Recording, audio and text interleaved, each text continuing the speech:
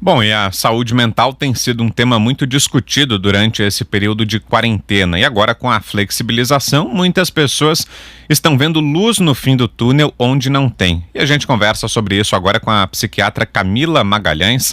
Doutora, como vai? Obrigado pela participação. Prazer ouvi-la aqui. Oi, Vitor. Obrigada pelo convite. Prazer é meu. Ô, doutora, e de fato tem acontecido isso que a gente mencionou agora, com a flexibilização, com essa possibilidade, né, de fim da quarentena. Isso, de alguma maneira, pode ser um estímulo à ansiedade? As pessoas podem acabar angustiadas na espera, agora que já tem datas sendo estabelecidas em algumas regiões do país, já tem previsões mais claras da flexibilização. Isso pode servir como estímulo à ansiedade?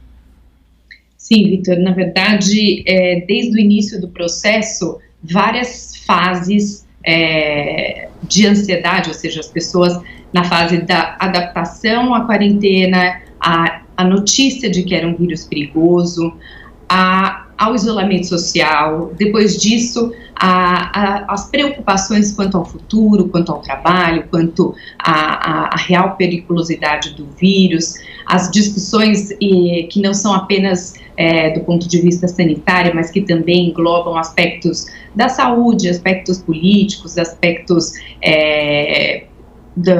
da família mais próxima, quer dizer, como é que eu vou lidar com isso, como é que eu lido dentro do domicílio e com a adaptação pós-abertura paulatina, né?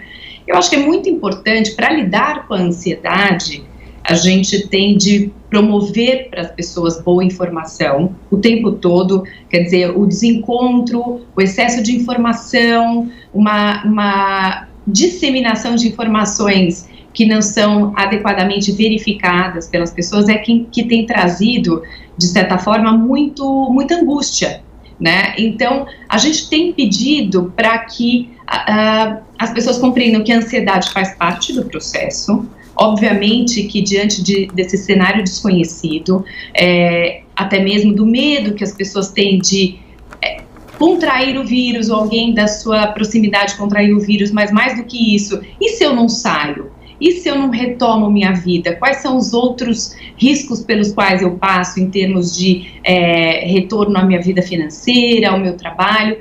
Todos temos que saber que essa incógnita, ela é universal. Quer dizer, nenhum de nós sabe exatamente como esse processo será atravessado. O que a gente sabe é que várias ondas prováveis de retorno à vida com uma modificação do seu autocuidado em casa, menos exposição social, maior distanciamento, tudo isso está sendo já promovido nos países em que a quarentena já obedeceu uma diminuição na curva. Ainda assim, hoje nos jornais a gente viu que na Alemanha uma pequena abertura já mudou o índice de exposição ao vírus e das pessoas contraírem o Covid. Então, nós estamos aprendendo. Então, para lidar com a ansiedade, é muito importante que as pessoas vão vivenciando um dia de cada vez, tentando seguir as orientações que são dadas do ponto de vista das autoridades sanitárias e governamentais, tentando minimizar aquele excesso de informação que é compartilhado aí pelas redes e tudo mais, para que as pessoas possam ponderar exatamente qual a real orientação para o retorno, seja escolar, seja no trabalho, sabendo que a gente está se transformando em meio à pandemia. As relações de trabalho não serão as mesmas, as relações de escola, o ensino, tudo isso passa e passará para os próximos meses e talvez anos por adaptações. Então, minimizar a ansiedade é estabelecer rotina, conseguir ir cedendo e retomando a cada orientação um pouco do que é possível ser feito, não o que é perfeito, eu digo, as pessoas tentam levar a vida que elas estavam levando antes da quarentena, antes do Covid. Isso não será mais possível, a gente tem de seguir dia após dia, as orientações estão sendo feitas e nos preparando para essa transformação.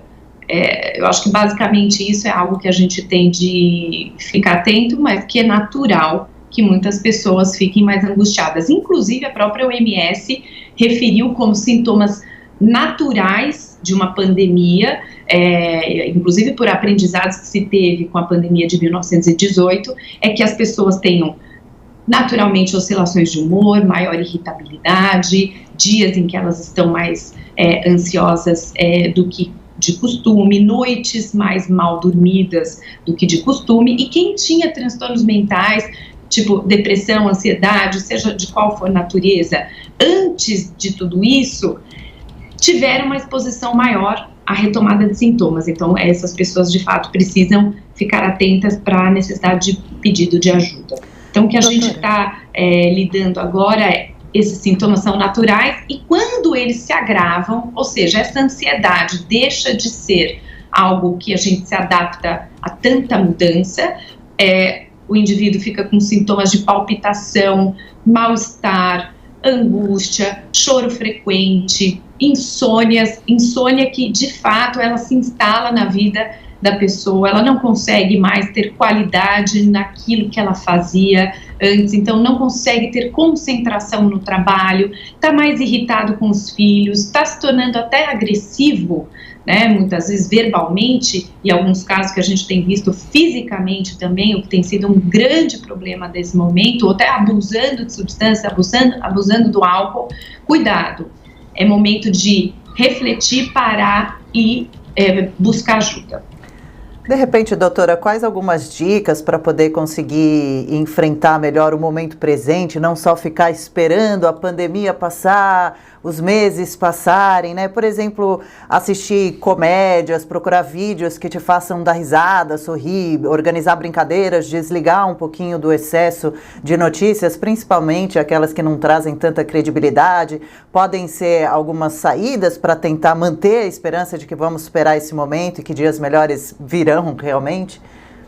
Olha, Adriana, de fato, é muito importante que as pessoas estabeleçam, sim, como você disse, suas rotinas, encontrem, sim, um tempo para se dedicar ao trabalho, mas esse tempo que a gente está dizendo para não fazer nada, fazer algo prazeroso, ele é muito importante, né? É o tempo para você dissociar um pouco dessa realidade que ela é naturalmente angustiante. Então, as pessoas, elas precisam ter a consciência de que, ao invés de exacerbar essa ansiedade ou alimentá-la, é tão importante que você tente cuidar das relações dentro do seu lar, né? Verificar que você consegue ter aquela mesma conversa, mas de uma outra forma, né? Com uma comunicação muito menos irritável, agressiva, que você se distraia com aquilo que você tem ao alcance das mãos, né, de uma leitura. As pessoas que estão, de fato, com muitos problemas de ordem financeira, inclusive elas, diante daquilo que está sendo ofertado como possível, ou seja, ter o seu apoio financeiro governamental, ir atrás daqueles que podem ajudar, essa colaboração, essa real ajuda ao próximo, ao vizinho, essas estruturas que estão sendo montadas, inclusive nas comunidades periféricas, em que um ajuda o outro quando está com sintoma, um ajuda o outro, aquele que está precisando de mais ajuda no lar para conseguir alimentos, para conseguir estrutura. Tudo isso que está sendo feito em diversos níveis não pode se perder. Esse é um grande aprendizado que a gente tem. Então, realmente, lidar com tudo isso, conseguindo criar a sua rotina, não deixar de lado a execução do trabalho. Isso não é férias para as crianças, né? Elas estão aprendendo a redimensionar o dia com as atividades que são ofertadas pela escola online. Os pais querem ficar menos estressado com isso, porque acham que é melhor que elas não estivessem fazendo nada, mas a gente não sabe o tempo que isso vai demorar. Então, o que a gente tem orientado as pessoas é que elas façam na medida do que é possível, mas dentro de uma estrutura do seu dia, dentro de uma disciplina, dentro de uma capacidade de conversar com o outro, dentro do próprio lar, já ir fazendo uma boa divisão de tarefas, né? Isso era meio impreciso antes, porque as crianças ficavam um tempo na escola, ou aqueles que trabalhavam, saíam para trabalhar, hoje estão vendo que eles ganham um certo tempo nessa questão da locomoção. Então, para quem está com o trabalho ativo, é muito importante que tenha essa disciplina, mas também se conforte, traga um pouco de calma, né? Porque o trabalho ele passa também por modificações e as empresas elas estão discutindo muito para diminuir esse estresse, que o trabalho seja feito de um jeito diferente. Quer dizer, tem um tempo de trabalho, um tempo para levantar, para se alongar, para fazer uma atividade física dentro de casa, depois elas retornam ao trabalho em turnos diferenciados, cada qual lidando com a sua realidade. Então, essas dicas, assim, de que as pessoas possam tentar o mais próximo de uma vida normal, fazem com que elas vão se readaptando pouco a pouco, mas sabendo que todos passam por isso, né, por readaptações. Aqueles que podem ficar em casa estão se adaptando, aqueles que vão sendo expostos à retomada do trabalho também têm que saber que essa adaptação, seja do ponto de vista da higiene, seja do ponto de vista da saúde, do uso de máscaras, que a gente tem conversado muito nos hospitais, que isso vai mudar para os próximos meses. A máscara, até hoje no jornal dizia, né, que vai ser como se fosse o cinto de segurança para quem dirige. Nós vamos ter que proteger uns aos outros. E isso vai gerar menos ansiedade, né, e essas formas de também encontrar, como você disse, momentos no nosso dia em que a gente possa encontrar o que para mim, né, faz sentido como algo que me relaxa, que me traz comodidade, que me traz tranquilidade. Alguns meditam, outros fazem exercícios de respiração, outros fazem exercício, outros leem, né? Então assistem uma comédia, algo leve. Isso realmente ajuda muito a gente poder transpor essa fase de grande dificuldade de uma maneira um pouco mais leve, se for assim que a gente possa dizer. Ô, doutora, e ao mesmo tempo que surgem problemas novos ou problemas emocionais novos durante esse período da pandemia, é possível também que nesse período venham à tona problemas que a gente já tinha, só que antes ainda não tinha enfrentado, esse problema que a gente mencionava da ansiedade, mas até a solidão, enfim, é possível que algumas coisas que a gente deixou para trás e que acabou não cuidando sejam reveladas agora com esse período da quarentena? Olha, isso é muito interessante, porque determinadas relações, por exemplo, casamentos, relações com os filhos, relações familiares, relações no trabalho, que já existiam anteriormente, elas ganharam com a quarentena uma lente de aumento, né? Elas ganharam uma maior reflexão e muitas vezes uma mudança no desejo das pessoas em continuarem ou não dentro daquelas situações. Então, tem pessoas que isso tem ajudado elas conviverem mais, resolverem suas questões, se conhecerem melhor, os pais com os filhos olharem para as relações com eles e colocarem valores, aprendizados que têm sido muito mais interessantes do que aqueles que são aprendidos na escola. Esse tempo tem sido, sim, discutido no mundo e na literatura como algo que trouxe para as relações que antes tinham prejuízos, às vezes até um desfecho, quer dizer, as pessoas, eu não quero mais isso, elas tentando usar dessa maior proximidade para mudar essa situação, para conversar, para tentar modificar, porque elas estão ali no confinamento, como o contrário, né? A gente viu que aumentou 15% as medidas protetivas para mulheres dentro do ambiente doméstico. Então, muitas que já sofriam disso estão procurando ajuda para tentar evitar maior exposição a tanto homens e mulheres a essa relação abusiva ou muito agressiva. Isso tudo tem sido discutido como algo que a gente tem que mudar para o depois, né? Outras capacidades das pessoas têm surgido, porque elas encontram coisas para elas fazerem que elas não faziam anteriormente. As prioridades das pessoas estão sendo revistas, né? Então, muitas vezes o trabalho ocupava o dia e aí agora elas percebem que não, que elas podem dedicar menos tempo a determinadas coisas e mais tempo à família, que eu estou dizendo a família, mas muitas outras atividades. A questão da solidão que você trouxe, ela é muito importante porque hoje a gente está conectado, né? Existe um isolamento social, mas não um isolamento humano. As pessoas, elas conseguem, se elas quiserem, e elas precisam tentar estabelecer alguma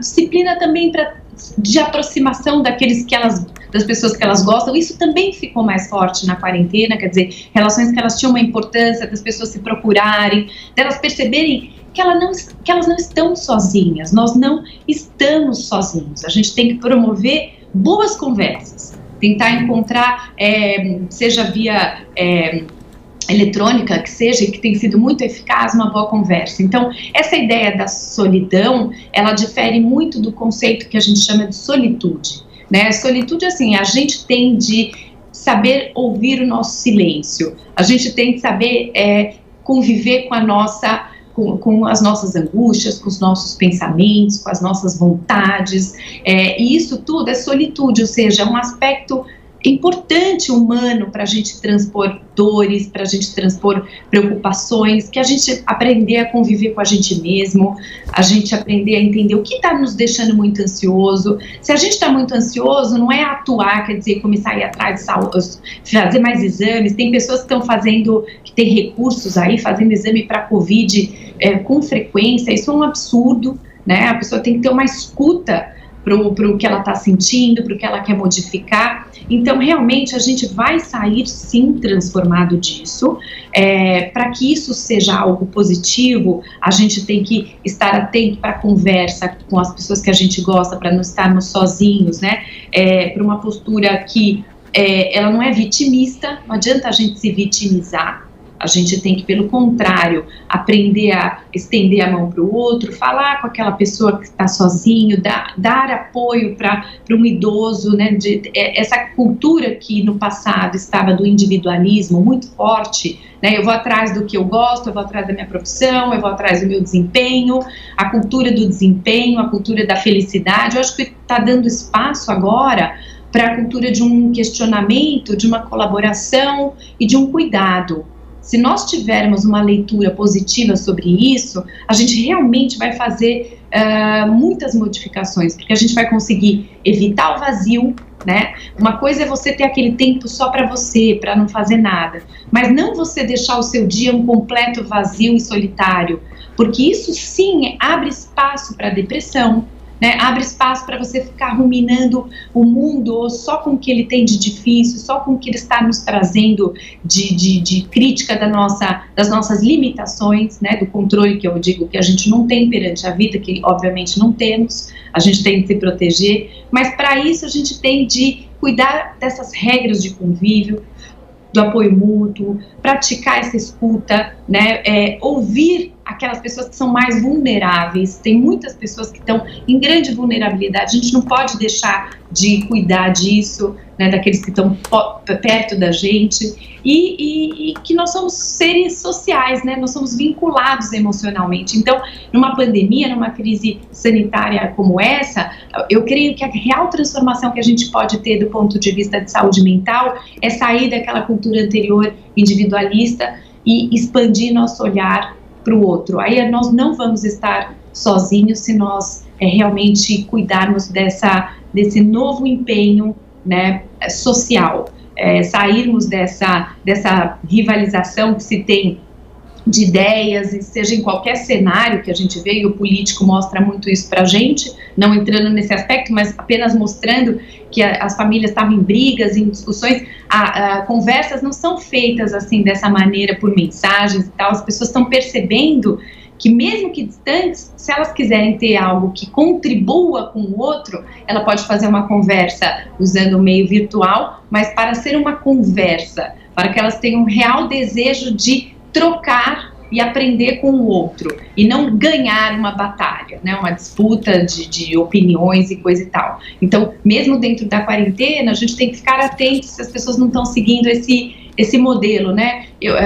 Eu fico em casa, não fico em casa, já age com agressividade. Vamos tentar seguir as orientações de saúde, entender que se há um achatamento da curva, é porque está sendo feito um cuidado, todos nós estamos pagando um preço altíssimo, né, dessa reclusão. E vai ser tentado uma exposição paulatina para ver como é que esses números aí eles se comportam. Nós temos poucos testes, mas a gente já superou a China em número de mortes. Não vamos subestimar, né? Nós somos um país muito grande, com muita qualidade em termos do ponto de vista médico, né, com um SUS que é um equipamento interessante de saúde que muitos países não têm, então que a gente precisa pensar na saúde, na ciência para o futuro e na capacidade que a gente tem de ir observando as orientações das autoridades para realmente achatar isso e amenizar a nossa angústia ou a possibilidade da gente deprimir perante esse cenário,